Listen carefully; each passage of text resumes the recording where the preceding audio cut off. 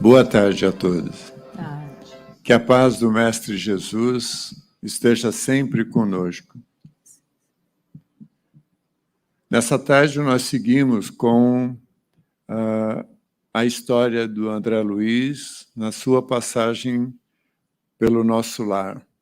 As lições que ele aprendeu e que nos repassou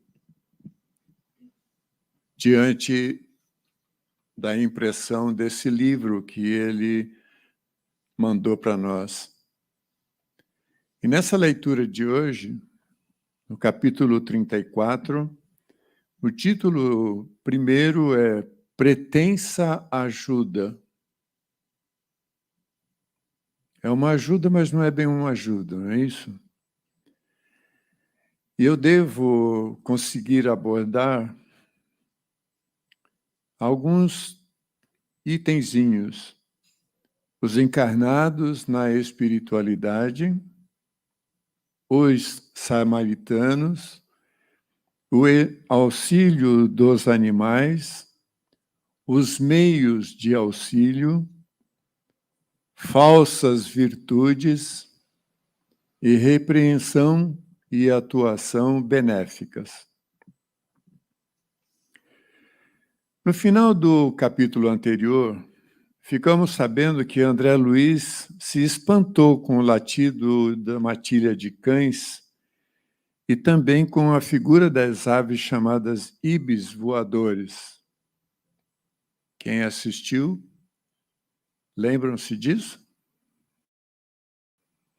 Chamou também a sua atenção os estranhos grandes carros que transportavam os irmãos resgatados das regiões umbralinas, todas elas em forma de diligência, puxada por muares. Aqueles que, traduzindo para a nossa atualidade, são os burricos nossos, né?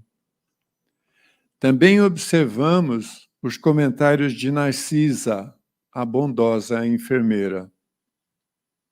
Ela dizia: os animais são excelentes ajudantes na tarefa dos resgates nessas regiões. Se não vejamos, os cães, em grande número, afastam os irmãos que estão a serviço do mal, permitindo que os samaritanos se aproximem dos irmãos que pediram ajuda para sair daquela situação penosa. Os ibis viajores devoram as formas mentais odiosas e perversas, entrando em luta franca contra as trevas umbralinas, protegendo toda a caravana dos ataques disparados pelos soldados do mal. Os muares, parecido com as mulas ou com os burricos, aguentam o esforço intenso ao trafegar por aquela região, nas mais rudes condições. Também oferecem o calor dos seus corpos para aquecer a todos naquelas incursões. E as diligências foi o formato mais condizente com o ambiente e que chamavam menos atenção dos dominadores locais. Por último, disse Narcisa a André Luiz, você poderá colher novas, maiores e valiosas lições sobre os animais, mas não aqui, e sim no Ministério do Esclarecimento, onde se localizam os parques de estudo e experimentação. E distribuindo ordens de serviço aqui e acolá, preparava-se para receber os novos doentes do espírito. A partir de agora, o capítulo 34. Grandes lições aprendia André Luiz a cada dia durante as mais variadas tarefas que presenciava em nosso lar, juntamente ainda com os esclarecimentos que recebiam dos seus cicerones durante essas visitas que empreendiam aos ministérios e das lidas de atendimento aos necessitados. Mas hoje ainda estava por vir a mais valiosa lição do dia. Se não, vejamos. As matilhas de cães pararam em frente aos portões do nosso lar, conduzidos por trabalhadores de pulso firme. Estancada a caravana, instantes depois começaram a desembarcar das diligências os irmãos resgatados do umbral, sempre orientados pelos servidores em direção às câmaras de retificação. Os servidores movimentavam-se apressados. Alguns doentes eram levados ao interior, sob o amparo forte de tão debilitados que estavam. Não somente Narcisa, Salústio e muitos outros companheiros se lançavam à lida cheia do amor fraternal. Também os samaritanos, que acabavam de chegar com a caravana, mobilizavam todas as energias no afã de socorrer aquelas criaturas, encaminhando-as. Alguns enfermos portavam-se com humildade e resignação, no íntimo, agradecidos pela oportunidade do resgate. Outros reclamavam em vozes altas, atacando o serviço recebido. André Luiz notou que uma velhota procurava descer do último carro e tinha muita dificuldade. E esta, vendo-o, exclamou espantada: "Tenha piedade, meu filho, ajude-me por amor de Deus." André Luiz aproximou-se, ajudou-a, e ela continuava dizendo: "Cruzes, credo." Continuou ainda benzendo-se: "Graças à providência divina, afastei-me do purgatório." Ah, que malditos demônios lá me torturavam! Que inferno! Mas os anjos do Senhor sempre chegaram. André Luiz ajudou a descer, tomado de extrema curiosidade. Pela primeira vez, ele ouvia referências ao inferno e purgatório, partidos de uma boca que parecia calma e ajuizada. Talvez, obedecendo mais à malícia que lhe era peculiar, perguntou: "Vem de tão longe?" Falou como costumava fazer na terra, ele era médico, não é? Com áreas de profundo interesse fraternal, esquecendo nesse instante as sábias recomendações da mãe de Lísias, a senhora Laura. A pobre criatura, percebendo o seu interesse, disse-lhe, venho de grande distância. Na terra, meu filho, fui mulher de muitos bons costumes, fiz muita caridade, rezei incessantemente como sincera devota. E ao sair do mundo, vi-me seguida de seres monstruosos que me arrebataram em verdadeiro torvelinho. No começo, implorei a proteção dos anjos celestes, mas os espíritos trevosos me conservaram presa. E continuando aquela narrativa, lembrou-se que tinha deixado algum dinheiro para as missas mensais por seu descanso. envolvido que estava, o André Luiz insistiu. Como são interessantes as suas observações. Mas não procurou saber as razões da sua demora naquelas paragens? Absolutamente não. Quando estive na Terra, fiz o possível para ser uma boa religiosa. Sabe o Senhor que ninguém está livre de pecar, né? A partir daí, ela relata o seu comportamento enquanto encarnada. Como proprietário de terras, precisava de escravos para tratar do plantio, da colheita, e de vez em quando necessitava de aplicar disciplinas por rixas e contendas entre os escravos. Não raro, algum negro até morria no tronco. Outras vezes, era obrigada a vender mães cativas, separando-as dos seus filhos.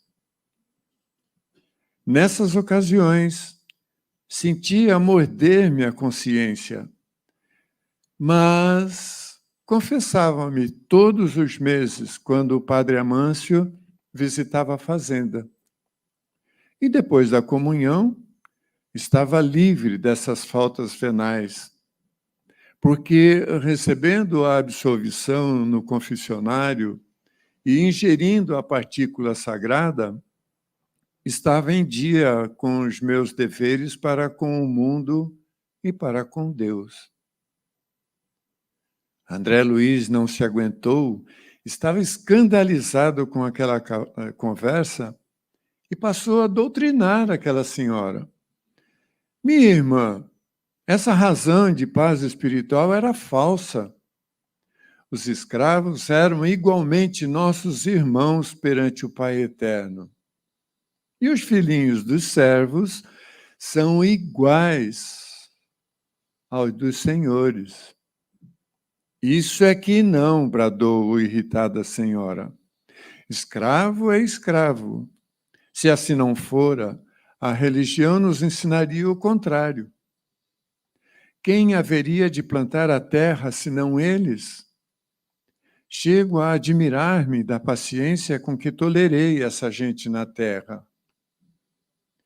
Seguindo ainda vários outros impropérios, inclusive citando haver-se chocado com a determinação da princesa que libertou os escravos.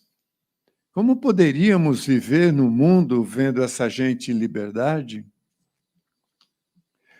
Parece que os demônios viviam à espreita, sendo eu obrigada a sofrer-lhes a presença até hoje.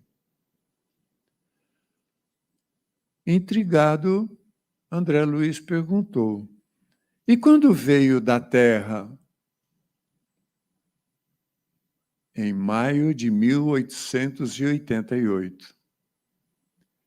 É possível que meus sobrinhos tenham esquecido de pagar as missas. E o André Luiz, nessa história, tocado pelos sentimentos relatados, desejava despertar novos sentimentos com raciocínios condizentes às zonas superiores, fornecendo-lhes ideias novas de fraternidade e fé. Não é que, nesse instante, Narcisa, aproximando-se, bondosamente lhe disse: André, meu amigo, você esqueceu que estamos providenciando alívio a doentes e perturbados? Que proveito trarão agora semelhantes informações? E Narcisa continua. Os dementes falam de maneira incessante, e quem os ouve, gastando interesse espiritual, não pode estar menos louco. Aquelas palavras ditas com tanta bondade fez com que André Luiz corasse de vergonha, sem coragem de reagir. Ela tinha razão. Não se impressione, exclamou a enfermeira delicadamente. Atendamos aos amigos perturbados. No instante seguinte, André Luiz ainda presenciou a mais preciosa lição de amor e carinho quando a velhota melindrada perguntou a Narcisa: mas a senhora é de opinião que estou nesse número? Narcisa, demonstrando suas excelentes qualidades de psicóloga, fraterna e carinhosamente exclamou: não, minha amiga, não digo isso. Creio, porém, que deve estar muito cansada. Seu esforço purgatorial foi muito longo. Sim, disse ela, não imagina o que tenho sofrido, torturada pelos demônios. Narcisa, olhando para o André Luiz, ensinou como proceder nestas circunstâncias. E disse à pobre criatura: não comente o mal, minha querida. Já sei de tudo o que lhe ocorreu de amargo e doloroso. Descanse, pensando que vou atendê-la. E, imediatamente, chamou um dos auxiliares e falou: Zenóbio, vá até o departamento feminino e me chame Nemésia, em meu nome, para que possa conduzir mais uma irmã aos leitos de tratamento.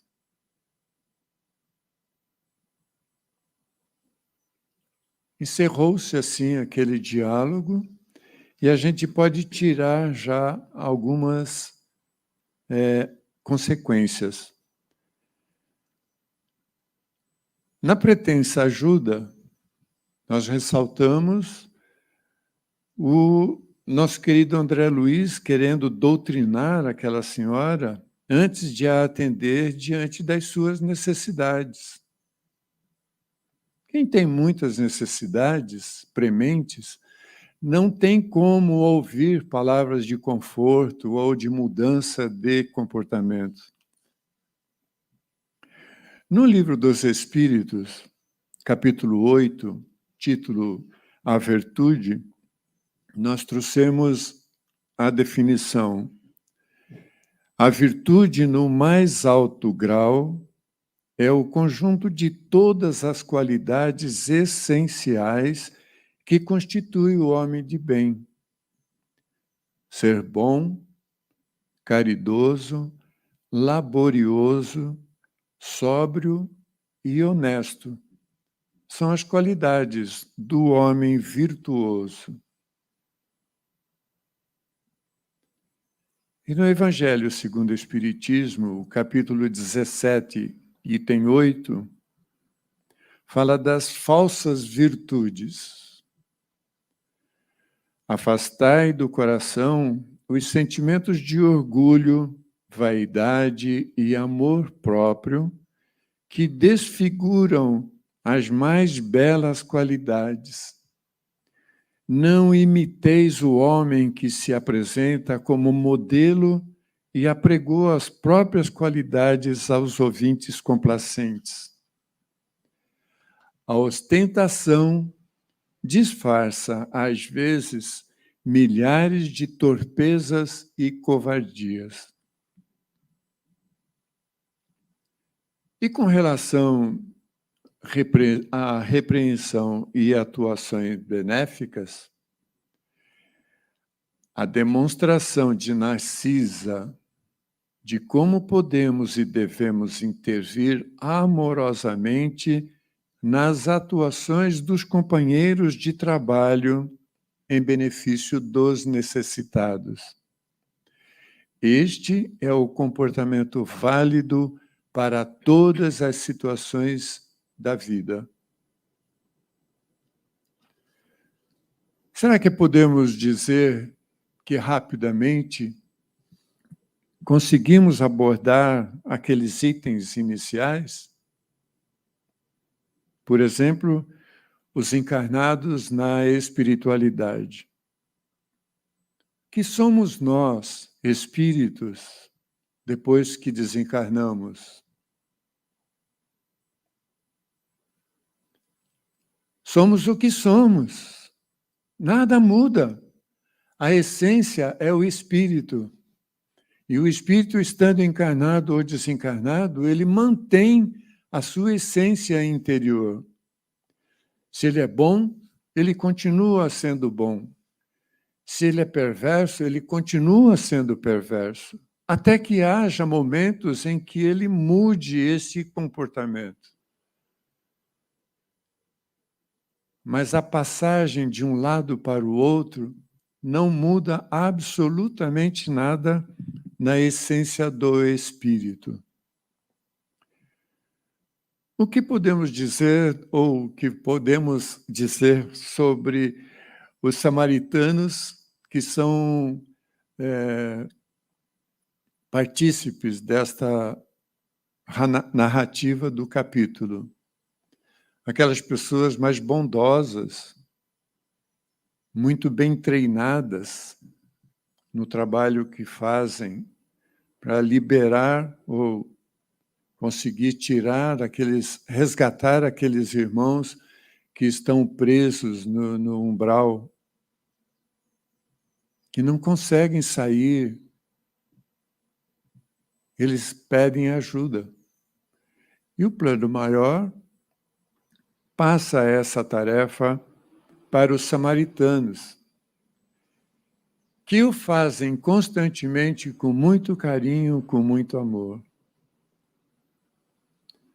Quanto ao auxílio dos animais, não só essa tarefa do resgate, né, dos irmãos na espiritualidade, diante do umbral, mas também na própria vida nossa aqui terrena. Quantos animaizinhos conseguem tirar as pessoas daquela situação de depressão mais profunda? O carinho que eles nos fornecem é um carinho espontâneo. Eles não raciocinam, simplesmente fazem, apresentam aquele carinho para todos nós. Os animais são os mesmos que nos ajudam até hoje ainda nos labores do dia a dia. Os meios de auxílio, o resgate, a condução para fora do umbral, no plano espiritual, o encaminhamento para o ministério de atendimento. Cada uma dessas situações são os meios de auxílio. Uma palavra de carinho, uma atenção, um bom dia, uma boa tarde, são meios de auxiliar outras pessoas que estão próximas de nós. E as falsas virtudes? Eu sou bom, eu sou um orador perfeito, ninguém pode pôr defeito no que eu faço aqui. Está errado. Se eu tenho uma virtude, eu não preciso de dizer que eu tenho essa virtude. A minha demonstração, aonde eu estiver, fazendo o que eu estiver, delatam a minha condição de bondade ou não. Isso acontece com cada um de nós. Deve ser espontâneo. E o que são as repreensões e atuações benéficas? Olha o que Narcisa falou para o André Luiz.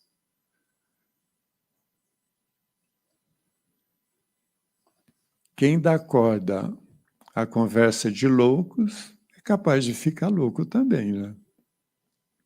Carinhosamente, muda o rumo da conversa e atinge imediatamente o objetivo de atendimento dessa criatura. Ela automaticamente esquece toda aquela dificuldade e se entrega para as soluções que ela precisa naquele momento. Portanto, vamos tratar daquilo que é positivo para nós.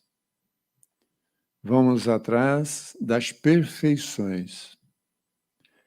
Enquanto nós não pudermos tê-las todas, vamos adquirindo aos poucos e incorporando no nosso dia a dia.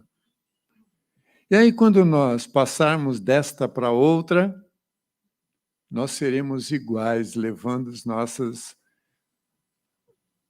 nosso salvo-conduto também para lá.